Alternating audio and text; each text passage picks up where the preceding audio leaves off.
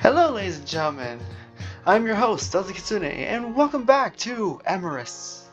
Where we left off, we had gone on our first date with this boy, Zenith. We went to the shooting range and we got to hang out with him, got to pull off some sick moves on some of those silhouettes, I suppose is what they're called? I do not remember what they're called. There's a term for them, but I do not remember what they're called. Sorry, I'm kind of getting off topic, but yeah. So we're going to be continuing on to that, basically, where we left off, where we suggested that we go on a picnic with him. No idea why we would go for a picnic, but hey, free food. Let's see what happens. God damn it. Whoa, when did Zenith text? Spooky. That's showing... Yeah, never mind. Hey, Kyo, got free time this afternoon if you want and to come have a picnic. Have that picnic. Can't say I've never been excited for a picnic before, but... Happy face. Let me know if you want to come out to the park today. And yeah? I mean, we have to. Duh! Of course I'd love to hang out. Cool. Want to carpool like we planned? You get to ride in the dragon wagon. What the Sorry. Awesome! Let me text you my address. This is off to a great start. It wasn't more than 10 minutes before. Yeah! Oh god, no. I forgot Kobe was here. Wait, Kobe is here and his shorts are right there on his bed. God damn it! Oh no no no no no no no no! Please be wearing pants! Please be wearing pants! Please be wearing pants! No no no no no no no no no no no no! Kobe, right? Oh hell no! I always wanted to do that.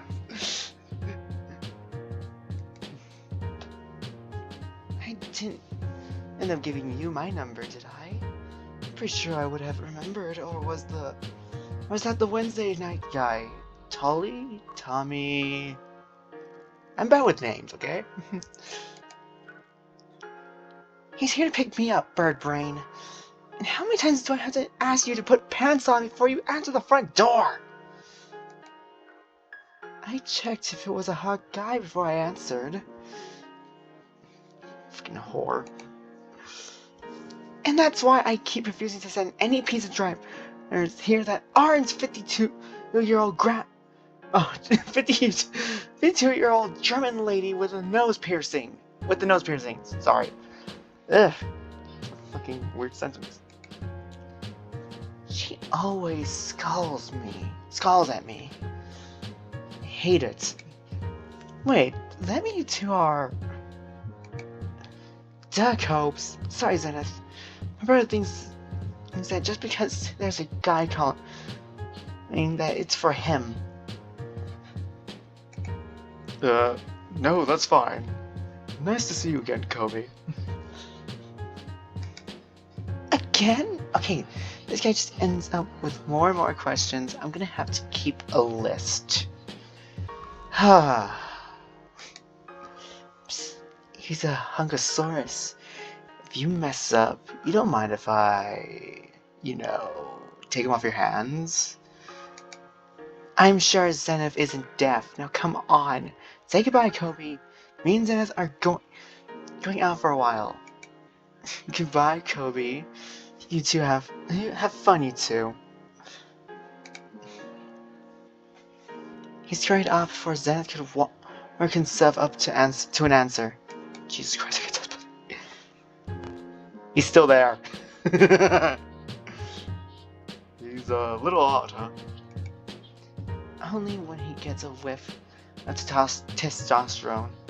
You see, he was tragically born with all his... replaced by rainbow glitter. What the...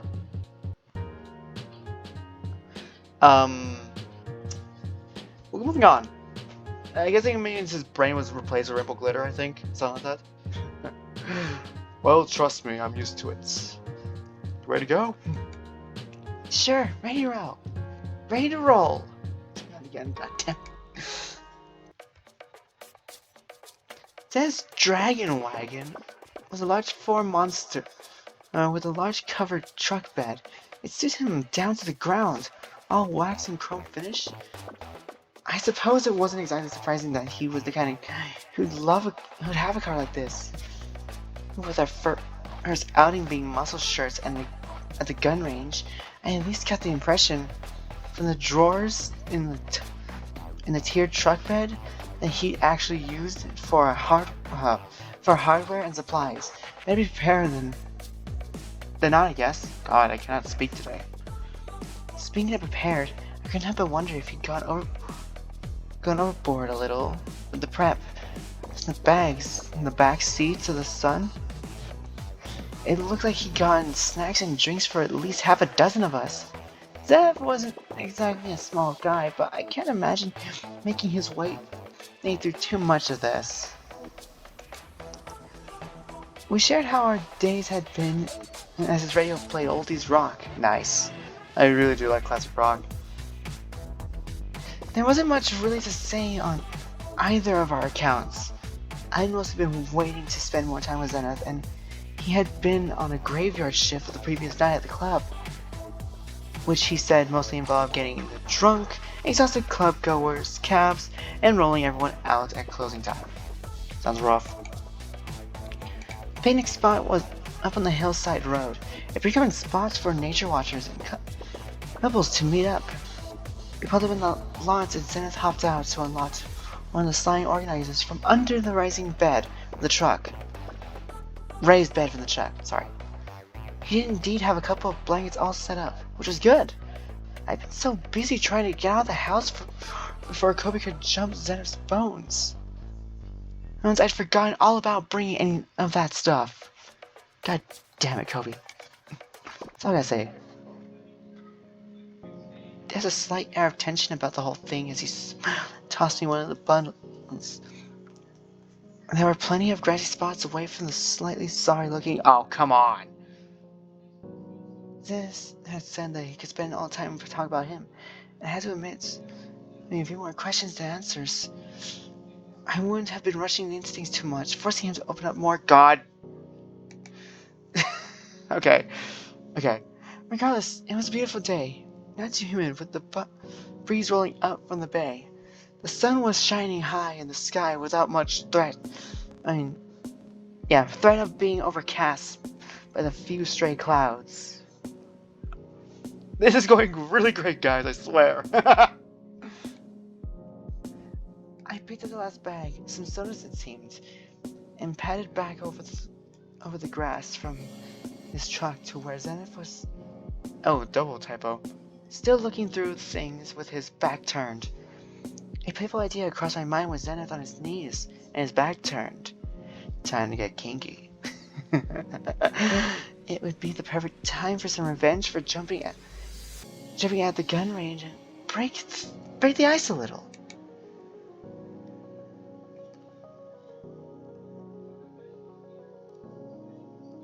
Oh god, I can't think of what to do.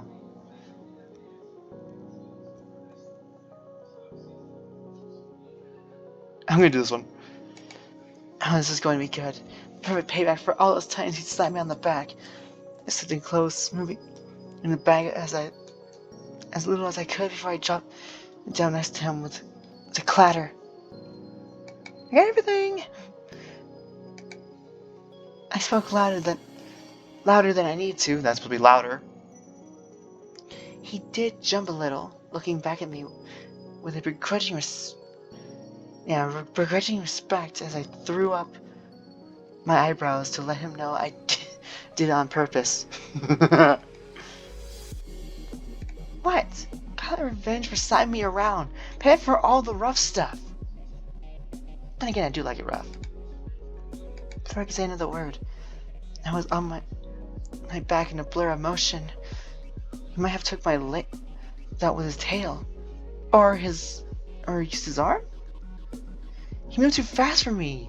I need to really tell as I landed back first onto the blankets and sent one of the legs spilling out. His shadow cast over me and he sat on my thighs, keeping me pinned. Oh, this is very, very suggestive. You know, it's not just smart to sneak up on a dragon. That's actually pretty true. Especially not one who's bigger than you. You twink. I squirmed to free myself, but he wasn't having it. I was face to face and sprawled out under him. I put my lift over so gently, tilted my head aside and putting on my best puppy dog eyes. And if I know exactly what I'm doing, maybe this is all my plan to get you riled up. Alright. Then I guess I found your trap, huh? You're too cute for your own good, you know? As a grunt, Zenith rolled off me with a playful reluctance. He stretched his wings out, cracked his neck. The span of his wings was impressive, even if he usually kept them tucked modestly away. He tutted and pointed at the bag with all the sodas. With the sodas, not all the sodas. Well. Hey, look now. If fooling around means they're gonna get someone to try to open these. I straightened up the bag that he had caused to spill and recovered some upside down cupcakes that had left most of their icing on the plastic container. Oh god, I hate that happens. Not the only casualty of war here. I guess that was my fault too, huh? Except we'd do better to plan more in advance so I can get some stuff too, Zenith. This spread must have cost you. Dang, you brought it yourself. You brought yourself. That's the most important part, right? Anyway, there's some more cupcake things in there somewhere, I think. We started to pick through the savory stuff as we got cozy to the blankets by side, sitting opposite each other and splitting snacks back and forth as we came into stuff we liked. Zenith pouted playfully at the cakes again, and I couldn't help but laugh. Like now. You know, probably the biggest, toughest guy I've ever known. You can be a big kid sometimes, you know. Wouldn't be the first to say it. Guess everyone is a bit of a kid at heart, right? Or maybe it's just hanging with fun people that gets me riled up. He sighed and tossed a stick of jerky my way for approval as he chewed on a big piece thoughtfully for a moment. Yeah, thoughtfully. Hey, listen, since I promised to chat about my stuff, I want to ask first. Is this kind of roughhousing stuff okay with you? Cause in case you hadn't noticed, I don't exactly do the whole bottom bunk thing. Just figured I'd ask. I gotta admit, when you start with the big eyes and the playfulness, drive me a little nuts. I don't want you to play that up just for me. Oh. I think one is like a switch roll. I'll say this one, honestly. It might sound a little weird, but I mostly enjoy doing the things that the person I'm with enjoys doing. If you prefer to take charge a little, that'd be fine with me. Knowing your preference, and for that kind of thing helps me know what to expect. So I appreciate you saying so. Wow, that was actually wholesome. You know, considering Rose and how you act generally, I didn't really think you had much of a problem taking control, playing the more dominant role. Hey, I'm not saying I don't like to be bossed around a little. Just ain't really one for being much on the receiving end of certain stuff. If you get me. Of course I understand. I flushed a little and smirked, putting down the stick of jerky I was still holding, which suddenly felt a little lewd to be gnawing on. I was glad.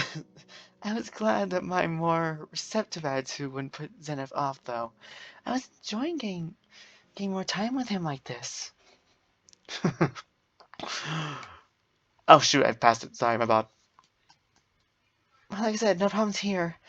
I'm not saying I might not let you know what I want for time, but at least I'm pretty sure you won't be disappointed by a rare suggestion. And now that you say that, I like how demeanoring you can be.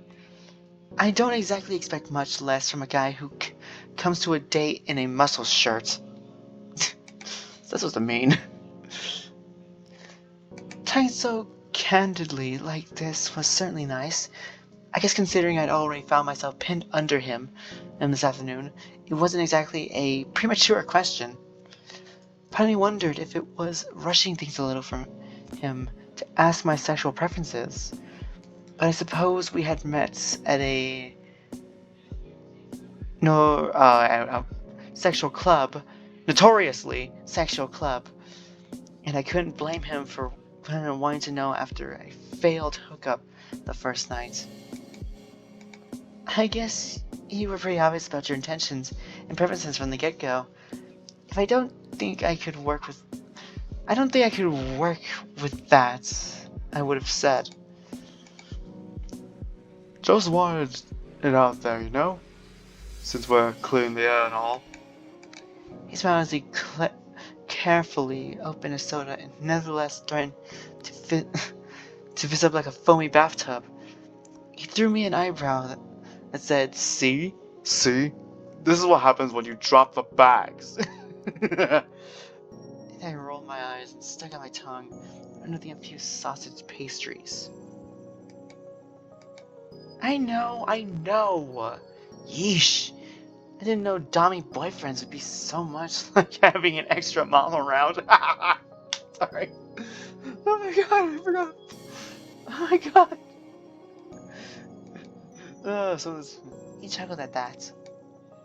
Well, listen.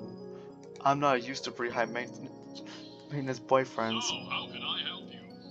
Perfect timing, phone. Thank you. The first guy I've dated for a while who wasn't a bit of a spoiled princess. I'm doing my best to adjust to a socially refined relationship here. Refined? Okay, you've had some shitty boyfriends if you think I'm that refined.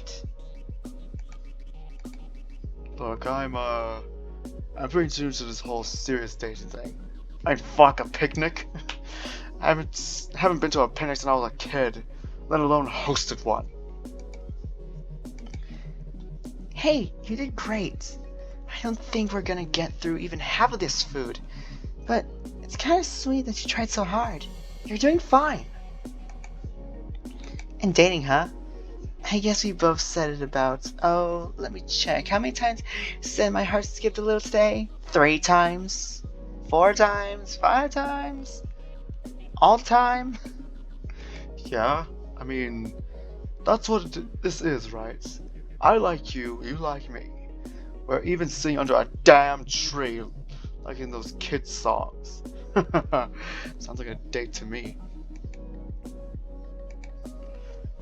I tried very hard to think of something excellently witty to say in response to that. Like him, he liked me. K-I-S-S-I-N-G. I realized I'd just been staring vaguely at him with a cocktail sausage halted halfway down my throat to watch the show. I choked a little and flushed from my neck to scalp. A little flush from next to scalp, sorry. What? You okay there, Kyo? Yeah, I just didn't expect you to say that. I was choking on some shrimp. Well, it's only the sausage, but like, you get the point. What? That I like you. I'll admit, you're growing on me. But what I said, you're the first person in a long time I've been able to just talk to. I wasn't lying about that. Cut that in time. He took a swig of his drink smugly as I searched for a response. I guess out here, with just the breeze and a little feast for company, he felt a little more comfortably being open. I suppose that was fair enough. The Grown Range wasn't exactly the place for a heart-to-heart. I didn't take you for the sappy type, Zenith. Sappy? I ain't fucking sappy. I'm just in touch with my feelings, alright? Big deal. I laughed and remembered Jason's words, how Zenith was actually just a big sap under all those muscles. He put on a big show, but I could tell that he just let things sink deep too. Like these okay. He nibbled through a few pre-packaged sandwiches and sat in a quiet companionship for a while until I figured it was time enough to learn about Zenith. So, Zenith, if this isn't going to be a shitty question, you said you've not had much chance to talk with someone. You seem pretty popular at the club, and if Kobe is much to go on... Oh boy, let's not talk about that. See? That shit's different. That was mostly Rose's idea. Rose's idea? You mean the whole flirting thing? Yeah, that was a big mess. Hell, it took you sticking up for yourself for me to actually put my foot down on all that. I finally took exception to that. He hasn't replied to my text since he stormed off. Like I said, I'll be the first guy to act like that. I just have a shitty habit of getting into those kinds of positions. It hurts me. Zenith's store expression made it obvious that topic was difficult for him. At the time, it was time enough that I asked some of the stuff. Sorry. He'd invited me here to have it all out in the open. Things with Rose and being a cop were both triggers that seemed to pull him in such a shitty mood, and I'd rather look under that band-aid once than keep accidentally poking at it.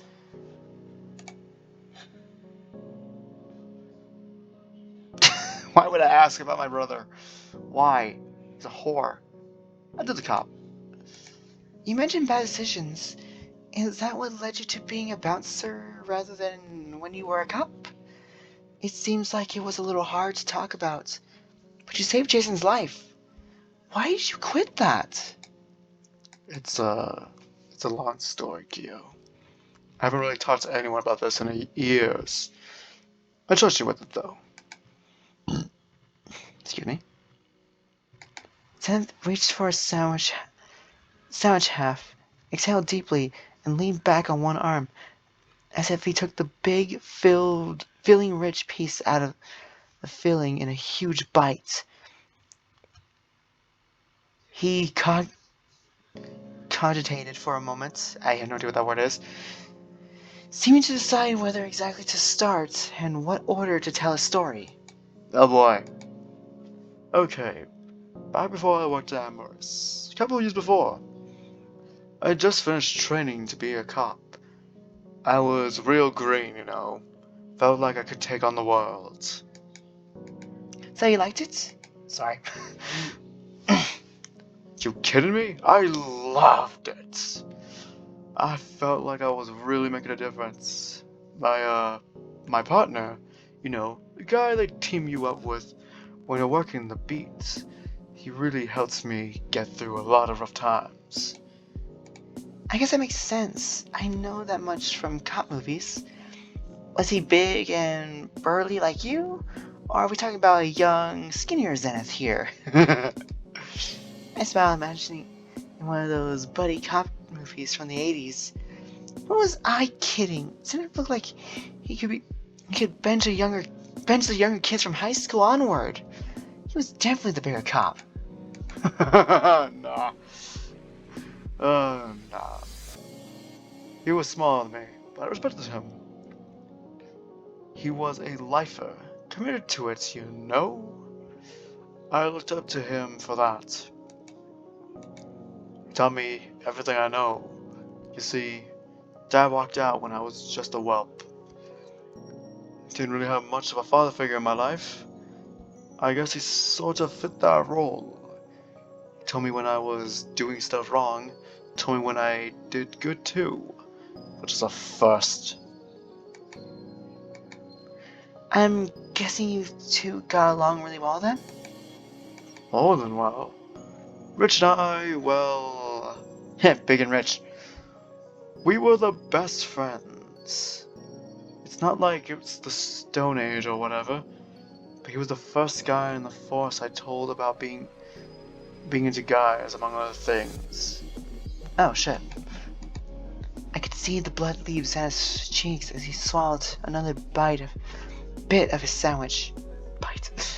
He looked like he'd just eaten ash. I sat there quietly, listening to what my new friend had to say. I had the feeling it was best to let him speak on his own terms and at his own pace. I nodded along, doing my best not to make it seem any bigger an issue than it clearly was. Currently. We got a call about robbery. Dispatch said the guy was holding up a convenience store with a knife. We were the closest patrol, so we responded. We got advised to wait for backup, but I had a fire in me when I was younger. Rich said we should wait, but I didn't listen to him. We could have it on our own, at least that's what I thought as a hot-headed rookie. I barged into the store, gun in hand. Rich had no choice but to follow behind me. You know the deal. I was just a scrawny kid. It was just a scrawny kid holding up the clerk with a kitchen knife. It was all the stuff you're supposed to do. Try to shout him down. Freeze! Drop your weapon! And we will fire! All that shit. I'd figured he'd crap his pants, seeing two cops there with guns drawn like that. And he took exception to that.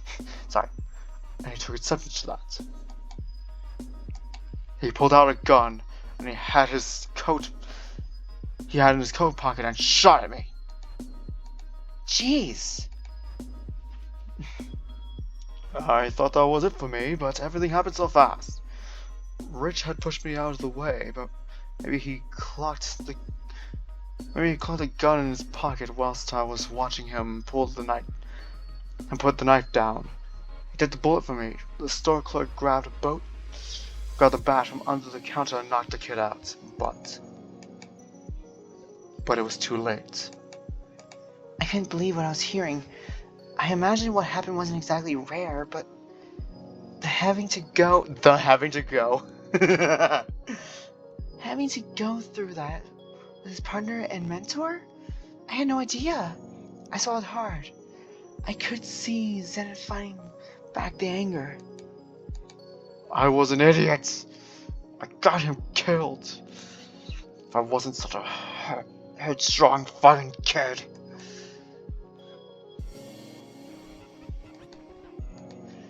I didn't say a word. I moved in closer so I could wrap my arms around his midsection. I leaned in close. He sighed deeply, tossed the crust of the sandwich off across the field, and wrapped an arm around me, squeezing some of his frustration out. Ah! My back. Thanks, Kyo. I beat myself up about it for so many years. I think I'd get bored of beating myself over it. Just stubborn, I guess. I'm guessing that's why you quit the force. Yeah, that'd be why. I was a mess. That's why Jason bring me flowers to thank you after so long spooked me. Too many memories. Why flowers? Why lilies?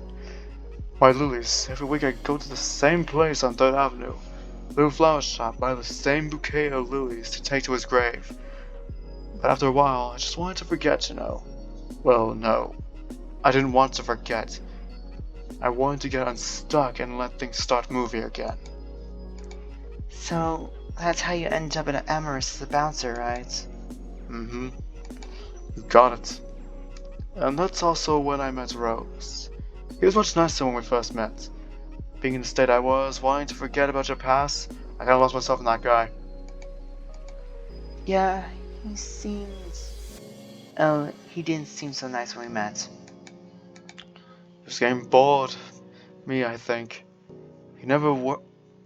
We never were a couple or anything, but he'd get me to write the cute guys for him, and vice versa when I was coming out on my shell more. We'll ignore that error. I'd be lying if I said there wasn't more than a few threesomes. His charms, my looks. It was hard to say no to a couple guys like us. But I realized it was getting to be more of an escape. I was becoming too dependent on him to actually strike up a conversation and have fun. It almost seemed like he was holding your leash back at the club. No offense. None taken. We still had our little, oh, they're cute, what do you think game going on. I thought I was getting better and I was getting to talk to people more than just being Rose's bonus sale. But he just reasoned out that I didn't want to be with a guy or a girl and take them off by myself after I helped introduce him. That was his stupid game. If I got someone interested, and they were interested in both, but they were both interested in both of us, then he got to decide if I could play.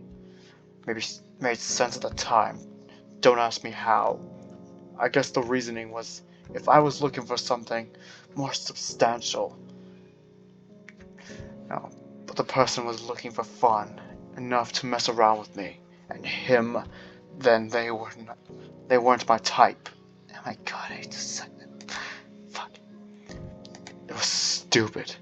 I wasn't getting to meet new people, and he'd get me riled up only to remind me I wasn't looking for something casual with him, and would shut me down. And I'd still be doing that over and over if you hadn't told him to back off. It means a lot to me. You being here listening to me like this means more too. A hell of a lot, actually. I wouldn't be anywhere else right now, Zenith. Thank you for telling me all that. It must have been hard, but I'm glad things are a little clear between us. I was a little worried Rose was your boyfriend, for one. You're a sweetheart after all, huh, Zenith? Yeah? Well, you're pretty adorable yourself. You can't flatter me and not expect to get some back. Kinky! There it was. That big smile finally returned, like a sunrise lighting up his features. I hate seeing him so upset, but in a way, it was good he got that all off his chest. Sam took a deep breath and sighed. He chuckled, locking his eyes again. I blinked first, heat rising to my face. None of us spoke a word. I could feel my heart beating wildly. I took in every detail of his face. Could he see me blushing? He was blushing too. A smile played on my lips. Oh, fuck it! I couldn't take it anymore. Knowing Zenith wasn't with Rose, knowing he wanted something more with someone, I just had to have him. He must be mine. Before he could react, I leaned in, shuffling my knees over the picnic basket until I leaned in to kiss him. He seemed a little surprised by it, but certainly went along with it as he tilted to my lips. Nothing else really mattered in that one moment. I could feel his arms wrap around me and pull me up against his chest. His large, sun-baked, scaly frame pressed up against me, making me feel small and soft. As he wrapped himself around me, his solid, muscular form only made the feeling of pressing into me more intimate. I hiked one leg up over his hip to better leverage myself as we kissed. I'm that short? Oh my god. Unless he's that damn tall. His tongue opened to me, dancing with mine, rolling against each other, to the music of our surprised, lusty groans. Our hands roamed and explored each other's body. My palms were running down the intricate web of his back muscles under his wings. The large clawed hand came to rest my rump, feeling the curve of me. Before he got a handful, a shiver ran up my spine. Jesus Christ, I never thought I'd be reading this out loud. Holy fuck. I wrote a kiss, which surprised me somewhat as I made no conscious plan to do so. A stray strand of saliva winked in the sun between us before breaking loose on Zenith's chin. He gave me a curious, painfully lonely look, puppy-like for a moment, as he wiped his chin, and looked around. Nobody seemed to be looking this way. Not that I was a particularly packed spot.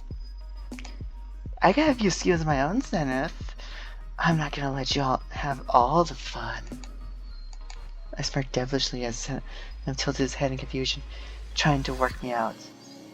As he was about to say something, I pressed hard onto him, used my weight to knock him off balance as I lifted my hands to throw myself forward. Success! His wings spread to catch himself. I leaned over him and further, and with a groan, he toppled back to seeming slow motion, like a tree coming down. It was a dom now, bitch. Told you I had a plan. Little devil. Zenith, we should continue this another time. I don't want to draw an audience. Zenith had turned redder in the cheeks. I made the move and he kept me there on top of him with a hand on my thigh. I'd call this a pretty successful picnic, wouldn't you? Considering we were lying all over some of the snacks, we had the best picnic, but one hell of a date. I don't want to rush through our first playtime before work, but just sit there a little longer. And let me at least savor the moments before we have to go off. I smiled, feeling his words struck at my heart and my own thoughts on the matter.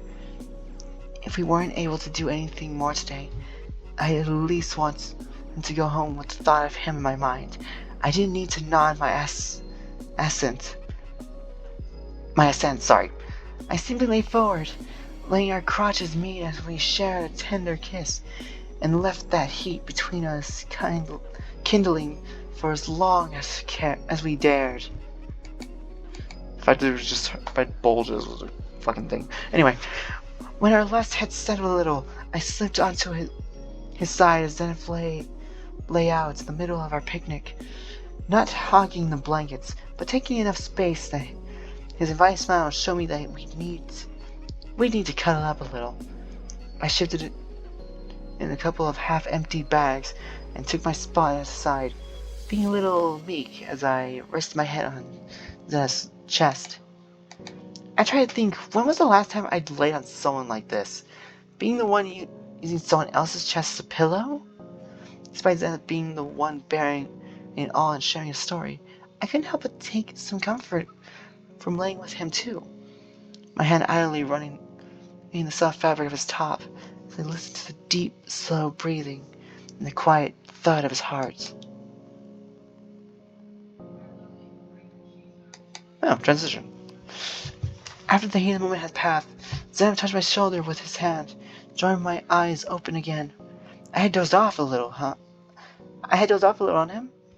The little world that was us smelled of our sun-baked skin and the grassy fields. I shifted a little so we were laying side by side, propped on one arm, close enough that we could talk and whisper if we wanted. The snacks Zenith had brought, undoubtedly cooking a little in the heat, were mostly forgotten. We had lost the food. We picked at the food, particularly just because it was there. Zenith had a cold, sweet tea, nice, though it and the sodas were slowly heating under the pleasant sun. We shared the afternoon in here together, trading stories back and forth along with the food. Then he mentioned something about a cannon, I think. Then I had a couple of suggestions for local jobs that might end my unemployment woes. The darker of the topics I dared and wrote under Zenith's Cope story. Yeah, broached under, yeah. But mostly we just rambled together, sharing stories of past adventures. It was good to speak casually, even if it was just about long past high school nonsense. The stoic dragon was better company than he gave himself credit for. With a sad sigh and a tired groan, that I knew had to come eventually, Zen pulled himself, sitting and stretching his arms and his wings in a fantastic, unconscious show of musculature. Sorry. I drew out my phone and pressed the screen button on the side to light the time. Oh, sorry. I thought you didn't light up the muscles. So late already? We'd be heading back soon if we didn't want Zenith to miss his shift. Fuck my words. Thanks for all this, Kyo. I mean it. I appreciate you putting up with me. Hey, so long as you don't turn every day into an MMA match, I think the feeling is mutual. Then again, I'm still fine with you putting me in a bit of a submissive lock.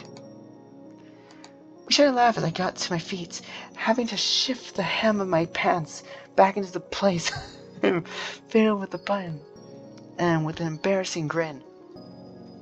A lot of the heat of our less than restrained makeout session had peered out, but if you dared to look too hungrily at me as I fumbled my clothes back in line, I was apt to have the same problem all over again. Hey, no problem there. Zenith opened his arms for a hug, and I took it eagerly, feeling him linger on last squeeze before we packed things up to take his car. I thought I was the tease here.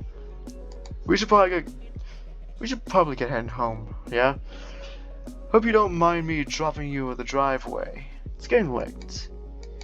No, that's fine. Thanks for the ride again, Zenith. It's been cool getting to see more of you. Of what you're like when you're not bouncing. On that dick.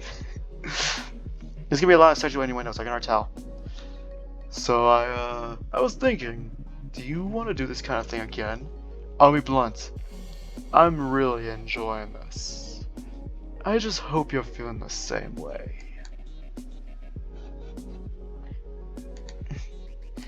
I feel exactly the same way, Zenith. I'd love to see you again, and again, and again. Well, god damn! Remember what I told you about being cute? You're killing me! Come on. We'd better make tracks if I'm gonna get you back in time. There wasn't much more to say on the way back. We sat in silence as the radio played. Zenith was grinning. Not his nothing's wrong smile either, but an earnest one. It must have taken him some guts to admit that he liked me. I was grinning too. It was hard to even force myself to stop. I had to admit, the smile wasn't exactly just an emotional relief. My heart was too busy racing to keep my thoughts that pure. Oh my god. The thought of him rushing home and stressed before work made me shift in my sheets. Yep, I knew it. Getting frisky in the seat. Maybe we could... No! Perhaps he'd use my phone to... No! I shouldn't push my luck. What the fuck is wrong with me? I was getting redder in the face. We pulled up outside of my house before I had a chance to formulate some sort of plan of action. And Zen chuckled as he turned to me. Thanks for everything today, Kyo. I meant everything I said. I've had a blast today, and that was all you. I'll say this one. He laughed earnestly, and the awkward tension between us melted away. Flickering the idling engine off, he faced me with a fierce longing on his face. As he turned to him? Doesn't mean me. Oh, turned to me to him, and we... Sorry to kiss again. Fuck. lips rolling against each other. His hand held me twisted in my seat by the hip, practically pulling me over the center console as our tongues danced and our passion escaped in needy, primal grunts. My hand stroked up the firm mass of his chest, feeling his pulse strong, knowing in his neck as I pulled myself close, hands tracing his sturdy jaw and back to hang onto his neck as I sucked his tongue and lapped over his teeth. He promptly pulled me into his lap. My knees of my seat were as the passionate kiss refused to burn out for a long 5 minutes. I staggered from Zenith's truck some time later, my clothes feeling tight and hot on my body. We'd barely done more than kiss away the few minutes before we had to rush home, to not miss his ship. But my body felt alien and overdressed all that same time. I definitely need a shower. A cold one. Phew. A shower. Fuck. Sorry to keep you. Hope you got to work okay. I had a great time, Zenith. I'll call again soon. Got you okay, yeah. And hell yes. Call me soon, Kyo. Now who's the cute one? Oh my god! It's almost an hour into a recording. I did not think that would take longer than expected. I am sorry if it took this long, but I'm gonna leave it here. We'll get to the last date and see what happens. For now, yeah, we'll just see what happens and see if I get another free time like this to actually be able to record again. And yeah, with that, I bid you all adieu. Bye!